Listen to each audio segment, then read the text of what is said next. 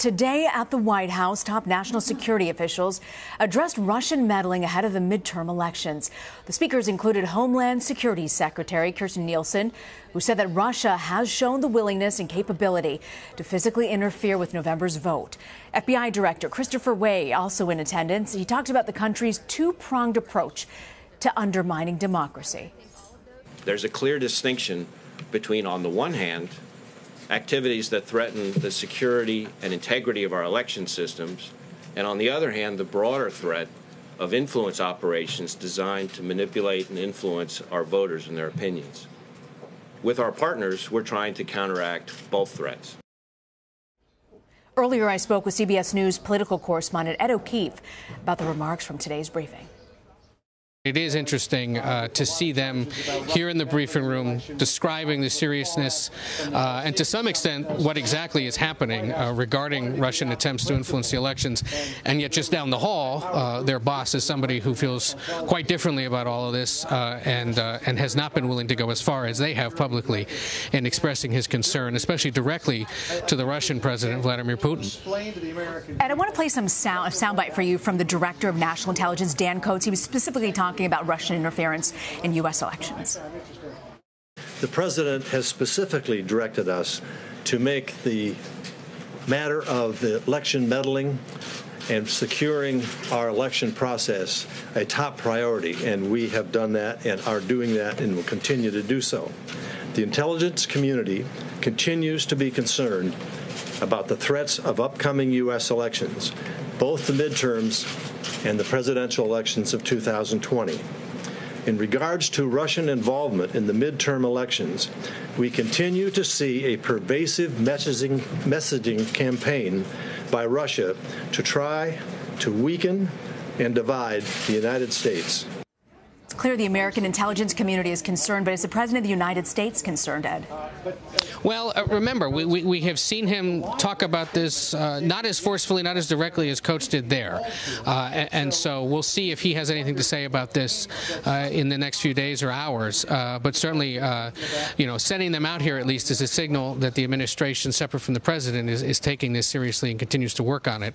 They didn't have to do this. They didn't tell us they were coming to do it. But they have, and they outlined there specifically, well, not necessarily specifically, but they certainly outlined what it is these different agencies are doing. I think that one of the more notable aspects of this, you had the general head of Cyber Command there say pretty clearly that they've been told, if need be, they can take actions against actors who may be doing this. I asked him directly, have you been ordered to take offensive operations against Russia or anyone else who's been doing this? He didn't answer it directly, but certainly signaled there that perhaps they have done that, and we'll have to wait and see if we ever learn more about that. Ed, do we know if the tactics are the same that they used in 2016 as the ones that these cyber attacks are employing at this current moment? That's a good question. It was asked, and you heard Director Coats say that it hasn't been to the same level as was seen in 2016, but what he hinted at was, of course, it's only August. We've still got a few more months to go, leaving open the possibility that it might be at some point. But so far, at least, it has not been as intensive as it was back in 2016, at least according to the director. And I also want to switch gears and ask you, there's a lot of focus on a potential interview with the president and the Mueller team. Did we learn anything more about that today? Are you hearing anything more? We did not. And of course, we've seen the ongoing back and forth about whether or not it will happen. The president's attorney, Rudy Giuliani, has suggested that it won't, but there was no new ground on that, at least so far today. They had made pretty clear that this was a discussion only about election interference and not to get into those other issues. But as far as we can tell, the debate continues about whether or not the president will do it. We know that he has expressed an eagerness to do it, but there's no word yet exactly on when that might happen, if at all. And we also know that Press Secretary Sarah Huckabee Sanders was asked about a potential second meeting with Kim Jong-un. What do we know about that, Ed? Said that there's nothing scheduled just yet, and that certainly they're open to it. But the president did confirm this morning in a tweet that he had received a letter from the North Korean chairman sort of following up on their meeting in Singapore. That came as the president was thanking Chairman Kim for returning what the North Koreans say are remains of Americans from the Korean conflict that were received overnight in Hawaii. The vice president was there for that, and there was a pretty solemn military ceremony there in Hawaii.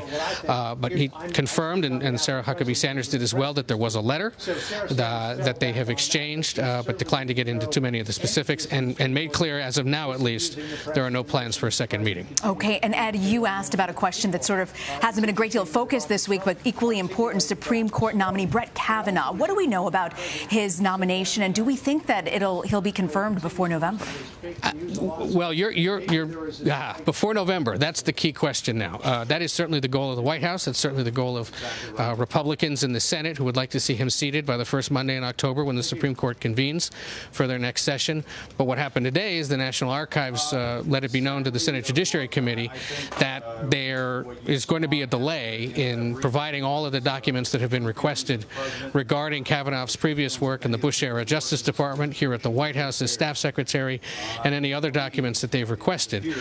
They said that they're looking at somewhere close to 900,000 documents, which is a massive quantity compared to Chief Justice Roberts. When he was considered back during the Bush years, they only had to hand over about 70,000 documents. And so basically what they signaled to the Senate is, we don't necessarily have the bandwidth to do this, at least not until October, which would exceed the expectations, the hopes of Judge Kavanaugh's supporters, who'd like to see this happen by October. The current thinking is that a hearing would be held in September and a vote shortly thereafter. All indications are at this point that he's got enough support among Republicans, and so far at least no Democrat has signaled that they're willing to vote for him. All right, our Ed O'Keefe coming to us from the White House. Ed, thank you very much.